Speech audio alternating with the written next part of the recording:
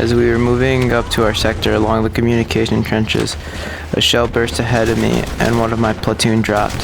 He was the first man I ever saw killed. Both his legs were blown off and the whole of his face and body was peppered with shrapnel. The sight turned my stomach. I was sick and terrified, but even more frightened of showing it. Victor Sylvester.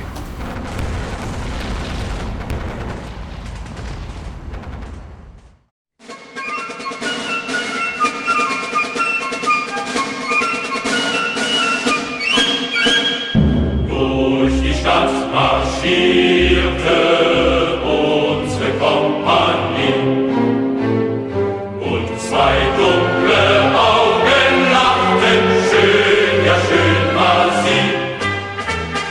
Sie ist unser Talisman, Augen links so gut man kann, doch der Baumann hört voraus, Augen geradeaus.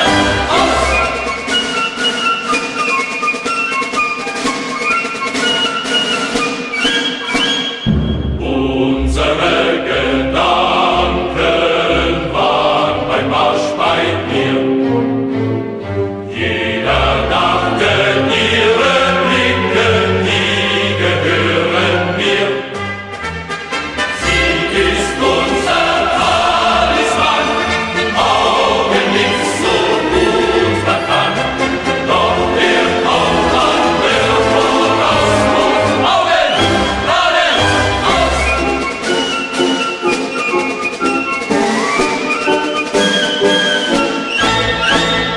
Als wir Ausgang hatten, sahen wir sie zu zweit. Unser Kommander liegt Arm in Arm an ihrer Seite. Sie ist unser Talisman.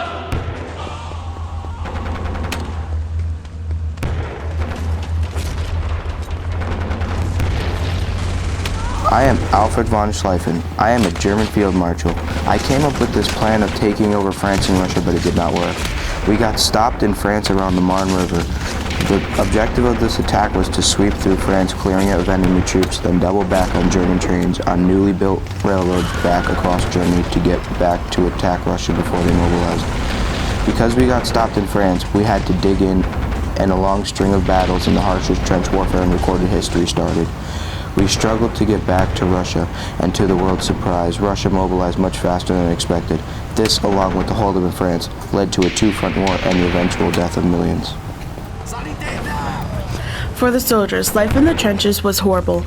They would have to sleep with rats all over the place. They would write letters to their family whenever they possibly could. When bad weather struck, the trenches were dirty and flooded, which caused them to get trench foot. Bodies were left out in the open rather than being buried. The worst thing many soldiers hated would have been the horrible smell in the trenches. Many didn't know that life would be like this. Virginia Pastrol once said, European nations began World War I with a glamorous vision of war, only to be psychologically shattered by the realities of the trenches. The experience changed the way people referred to the glamorous life of battle.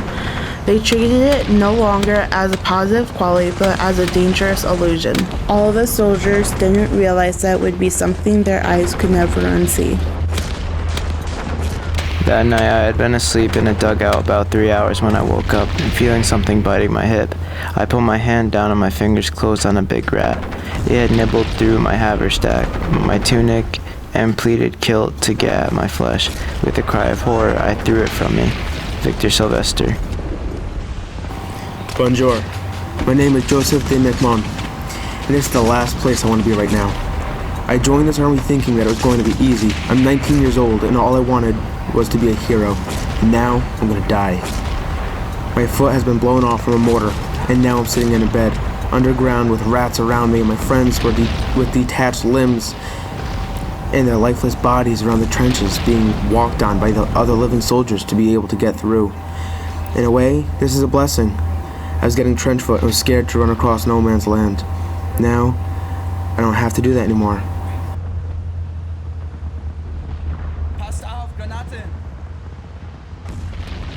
Hello, my name is John Wilson. One of the many things the soldiers feared were the gas attacks during chemical warfare, where we had to wear gas masks to protect ourselves.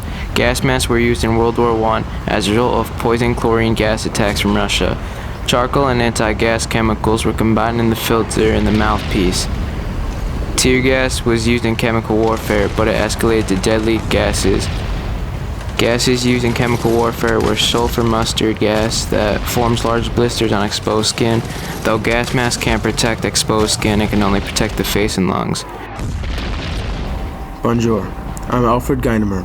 I'm the captain of the French army, and I've witnessed some truly horrific things caused by these Bolche. I have worked so hard to become a captain. I am now responsible for the safety of my men, the supplies for my men, and I'm responsible for intelligence operations. I had to be specially trained to be able to reach the ranking of captain, and had to work through 8 other ranks to reach this prestiged rank.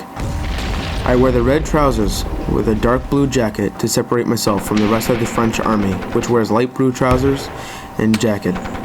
We are the French army, and we will prevail. Honneur et patrie, honor and fatherland.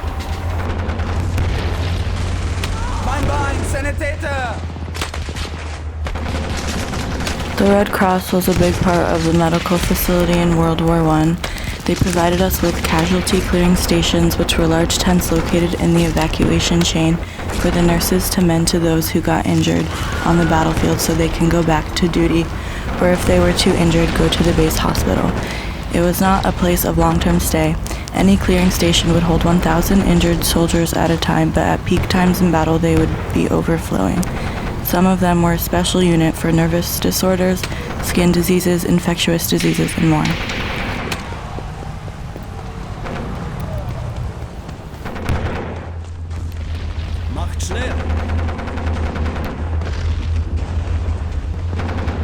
Hallo, I'm Felix von Müller. I am the German captain, and we will destroy these Hinds. Hinds are what we call the French and American forces. Once they are dealt with, we will push through the France and shoot over at Russia. They won't even see it coming.